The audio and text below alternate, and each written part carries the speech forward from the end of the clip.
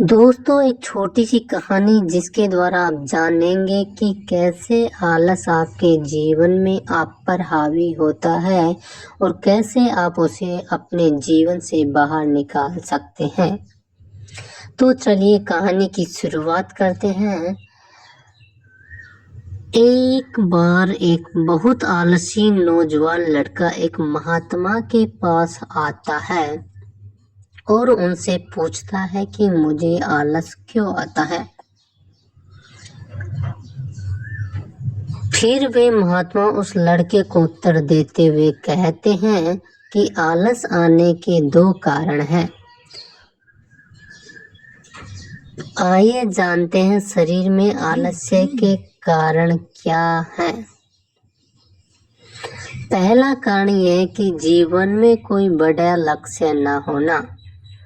और दूसरा कारण है कि हमारा मन और शरीर कैसे काम करता है उसकी समझ न होना। जिसके जीवन में कोई बड़ा लक्ष्य नहीं है उसके जीवन में तो आलस जा ही नहीं सकता, लेकिन जिसके जीवन में कोई लक्ष्य तो है लेकिन उससे उसके अपने शरीर और मन की समझ नहीं है, वह भी आलस की चपेट में आ सकता है। हमारा मन बहुत ही बड़ा कलाकार है और यह हमें मूर्ख बनाने में ज्यादा समय नहीं लगाता है। अगर तुम ध्यान करना चाहते हो तो यह तुमसे कभी भी ध्यान करने के लिए मना नहीं करेगा। यह तुमसे कहेगा कि ध्यान करना ब्रह्म मुहूर्त में ज्यादा अच्छा होता है। अब ना तो तुम ब्रह्म मुहूर्त में उठ पाओगे और ना ही तुम ध्यान कर पाओगे।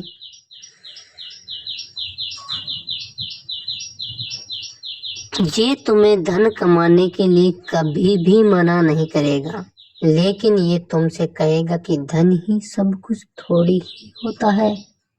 और ये कभी भी तुम्हारा विरोध नहीं करता, बल्कि यह तुम्हें मूर्ख बनाता है। और कमाल की बात यह है कि तुम मूर्ख बनते हो।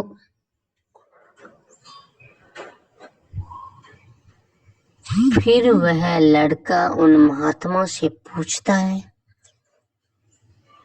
कि तो फिर समाधान क्या है महात्मा। फिर वे महात्मा जी कहते हैं कि जो ये तुम्हारे साथ कर रहा है वही तुम इसके साथ करो, यानी कि तुम्हारा मन तुम्हें मूर्ख बना रहा है तो तुम इसे मूर्ख बनाओ। जब तुम्हारा मन तुम्हें कहेगा कि कुछ देर सो जाता हूँ उसके बाद काम करूंगा, तो तुम उसे कहो कि कुछ देर क्यों, ज्यादा देर सोऊंगा लेकिन उससे पहले काम पूरा करूंगा। तुम्हारा मन तुमसे कहेगा आज स्वादिष्ट भोजन खाऊंगा, जो तुम तुरंत उससे कहो कि स्वादिष्ट क्यों, अति स्वादिष्ट खाऊंगा, लेकिन उससे पहले 1 घंटे व्यायाम करूंगा।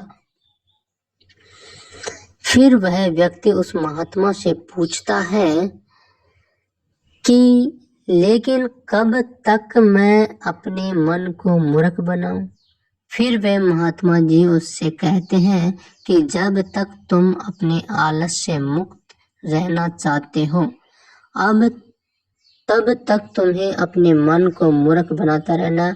फिर वह व्यक्ति पूछता है कि कभी कभी तो ऐसा होता है कि मुझे अफसोस होता है कि मैं अपने जीवन में कुछ कर नहीं पा रहा हूँ, क्योंकि मेरे भीतर से ही कुछ करने का मन नहीं है।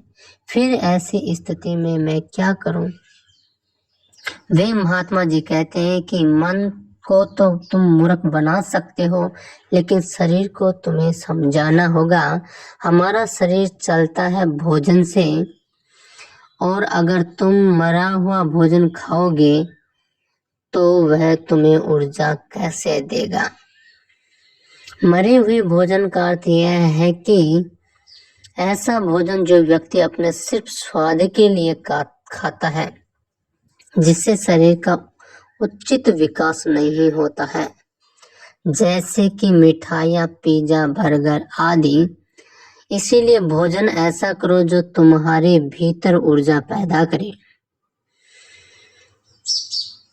ना कि आलस, जैसे कि फल और घर का सादा भोजन आदि। फिर वह लड़का महात्मा से पूछता है कि महात्मन, मैं शुरुआत कैसे करूं? महात्मा जी कहते हैं कि शुरुआत करो एक बड़ा लक्ष्य निर्धारित करने से, यानी एक बड़ा लक्ष्य बनाओ। तुम्हारा लक्ष्य केवल कहने के लिए बड़ा नहीं होना चाहिए, बल्कि उस लक्ष्य के साथ तुम्हारी भावनाएं जुड़ी होनी चाहिए। अगर तुम्हारा लक्ष्य ऐसा है जिसके बारे में सोचकर ही तुम्हारी आंखों में आंसू आ जाते हैं, तो तुम्हें कुछ और करने की जरूरत नहीं है। फिर तुम्हारा लक्ष्य ही तुमसे सब कुछ करवा देगा। और अगर लक्ष्य इतना बड़ा नहीं है या फिर तुम्हारी भावनाओं के साथ जुड़ा हुआ नहीं है, तो फिर अपने लक्ष्य को खोजना ही अपना लक्ष्य बना लो, जिस प्रकार भगवान गौतम बुद्ध ने बनाया था। उन्हें पहले अपना लक्ष्य थोड़ी ही पता था कि वह मिल जाएगी मंजिल, वे तो सिर्फ निकल पड़े थे। आशा थी मन में, लेकिन वो भी टूटने लगी थी। लेकिन अंदर से प्यास इतनी गहरी थी कि लक्ष्य को पाकर ही रही। जब तक तुम्हें यह पता नहीं चलता कि तुम्हारा लक्ष्य क्या है, तब तक तुम अपने मन को मूर्ख बनाते रहो, जैसे वो तुम्हें बना रहा था। कोई भी व्यक्ति शराबी बनना नहीं चाहता, लेकिन उसका मन उसे मूर्ख बनाकर उसे शराबी बना देता है। कोई भी व्यक्ति चोर बनना नहीं चाहता, लेकिन यह मन उसे बार बार मूर्ख बनाकर उसे एक चोर बना देता है। एक बात को तुम हमेशा याद रखना कि जब तक तुम बुद्धि से ऊपर उठकर बुद्ध नहीं हो जाते, तब तक तुम्हारे पास दो विकल्प हैं। या तो तुम अपने मन के द्वारा मूर्ख बनो, या फिर तुम इसे मूर्ख बनाओ। बीच का कोई रास्ता नहीं है। अगर तुमने अपने मन को मूर्ख बनाना बंद कर दिया, तो यह मन तुम्हें मूर्ख बनाना शुरू कर देगा। फिर वह नौजवान लड़का कहता है कि यह तो आसान है, मन को मूर्ख बनाया जा सकता है। वे महात्मा मुस्कुराते हैं और कहते हैं कि यह आसान भी तुम्हारे मन को ही लग रहा है। यह मन कब और कैसे चाल चलेगा, उसके लिए तुम्हें जागरूक रहना पड़ेगा।